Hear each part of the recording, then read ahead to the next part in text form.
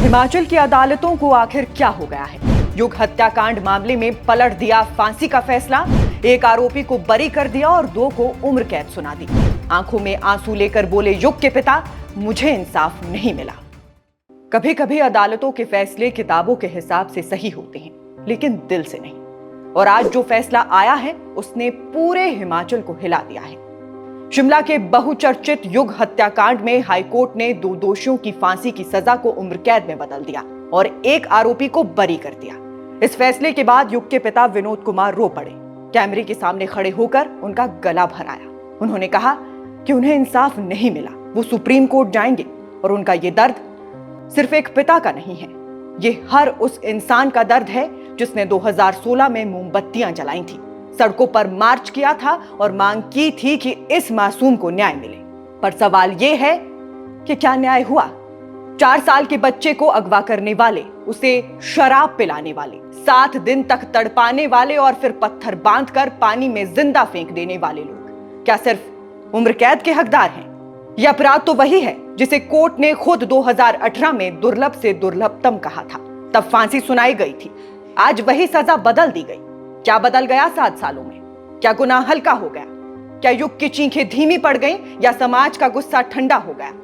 आप अगर ध्यान दें तो हिमाचल की अदालतें पिछले कुछ समय से ऐसे फैसले दे रही हैं जिन पर जनता के मन में सवाल उठना स्वाभाविक है।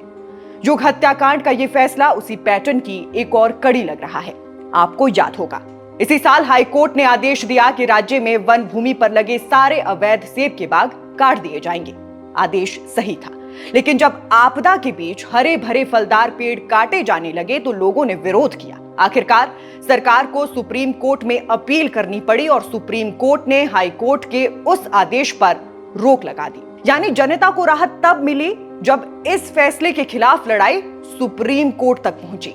ऐसा ही एक और मामला आया, चंबा में महिला से छेड़छाड़, गला घोंटने की कोशिश और गाल पर दांत काटने का केस।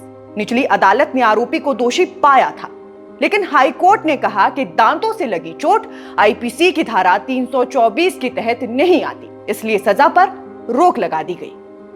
अब जरा सोचिए, एक महिला और उसका 4 साल का बच्चा रात में घर में अकेले हो, कोई अंदर घुस आए, गला दबाए, छेड़छाड़ करे और काटे, और फिर अदालत ये कहे कि ये घातक हथियार वाली धारा में नहीं आता।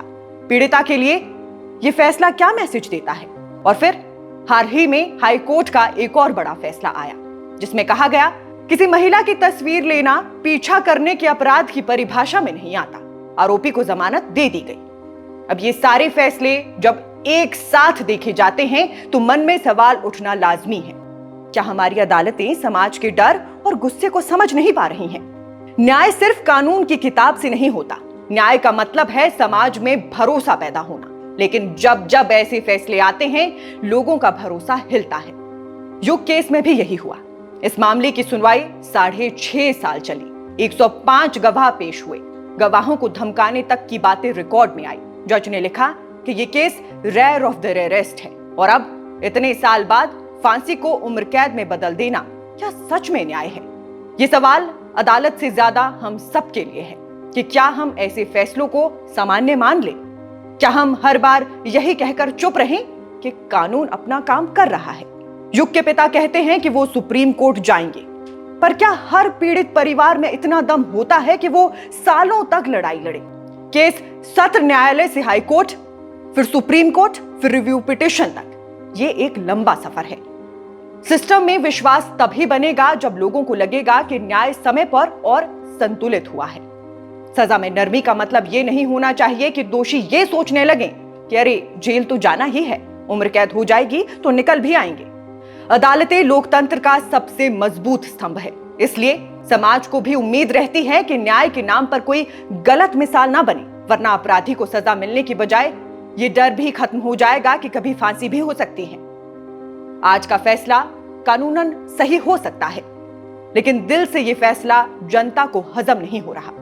युग जैसे मासूमों की हत्या करने वाले अगर फांसी से बच जाते हैं तो समाज में जो डर होना चाहिए वो खत्म हो जाता है, और ये डर खत्म होना हमारे लिए सबसे बड़ा खतरा है। हमारे लोकतंत्र को मजबूत बनाने के लिए ये जरूरी है कि अदालतें ना सिर्फ आरोपी के अधिकारों को देखें बल्कि पीड़ित और समाज के अधिकारों को भी उतनी ही गंभीरता से देखें, क्योंकि न्याय सिर्फ किताबों में नहीं लिखा जाता, वो हर उस आंख में लिखा जाता है जो अपने मासूम के लिए इंसाफ की उम्मीद लेकर कोर्ट तक जाती है। युग के पिता की आंखों में जो आंसू आज दिखे, वो सिर्फ उनका दर्द नहीं, वो पूरे समाज की बेचैनी है। अब ये समाज देखेगा कि क्या सुप्रीम कोर्ट इस फैसले को पलटकर एक मिसाल कायम करता है या नहीं। अगर आप मानते हैं कि न्याय सिर्फ आरोपियों का नहीं बल्कि युग जैसे मासूमों का भी हक है, तो इस वीडियो को ज्यादा से ज्यादा शेयर करें ताकि आवाज ऊपर तक पहुंचे। बाकी हमारी प्रस्तुति पसंद आई हो तो इस चैनल को सब्सक्राइब भी कीजिएगा। अभी फिलहाल के लिए इस खबर में बस इतना ही। नमस्कार।